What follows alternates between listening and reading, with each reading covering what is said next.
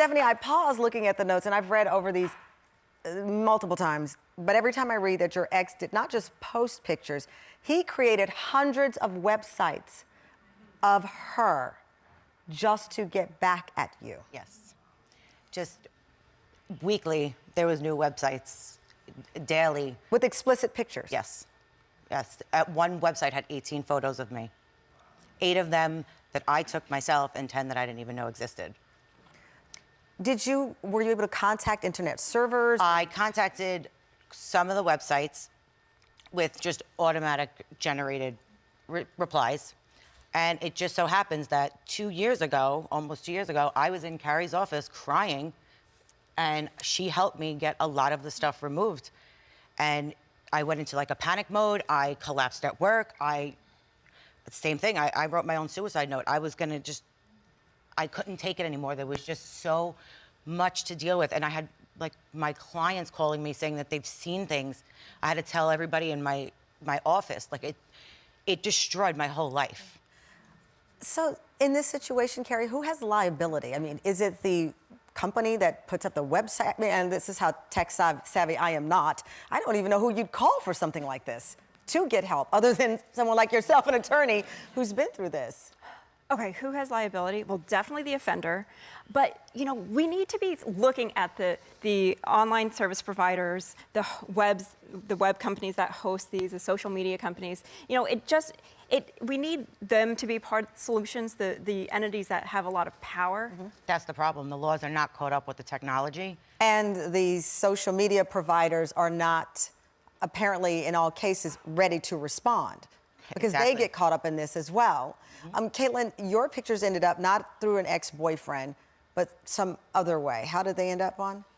Well, somebody had stolen my ex-boyfriend's phone in order to get the images in the first place. It turns out there is a whole subculture of people who gather on websites dedicated to this, who just share nudes of women without their consent. Like as if we were Pokemon cards or baseball cards, like not even human. And so the phone was stolen? Yeah. And the person got it? Yep, the phone was stolen, the person got it, they posted the pictures, all because they wanted to appear cool on the internet, pretty much. You formed an organization called, and I love the name of this, Badass Army. Yep. Gotta love anything that starts with badass. Right?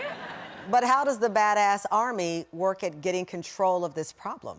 Well, what we are is a collection of all the victims that this has happened to. By the numbers, how many women or men are you talking about here with? We have a few thousand at this point. And all impacted directly by this? Yes, these are all people that have had their images shared, have had them threatened to be shared.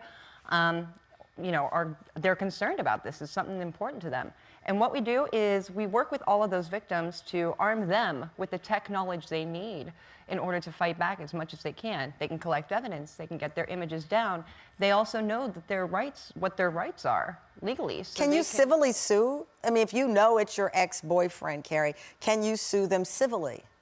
You absolutely can, but if they're your stalker, the last thing you want to do is prolong the relationship. And a lot of these guys, you know, like civil court is for money. So that's not going to teach these people. Well, listen, I'm going to be honest. If you tried to ruin my life, I don't want your money, but I sure will take your house and everything else I can and donate it to the Badass Army or something. I mean, I don't know. I'm just looking at ways of empowerment. Yeah, but these aren't people that have a house or have great jobs necessarily. It's also very expensive to do. Absolutely, it's very expensive to go through the process. So they lock you up legally, and then they get to walk away. What happened to your ex? Ended up charged with a misdemeanor, as you said, Karen. Well, it actually became just dismissed after a period of time. Yeah, yeah. The laws are like the punishment isn't even enough. Even that it's a misdemeanor now, the damage is done once your images hit the internet. So whether they're in jail for 1 year or 10 years, you're still picking up the pieces. They give us a life sentence and get a slap on the wrist. Basically.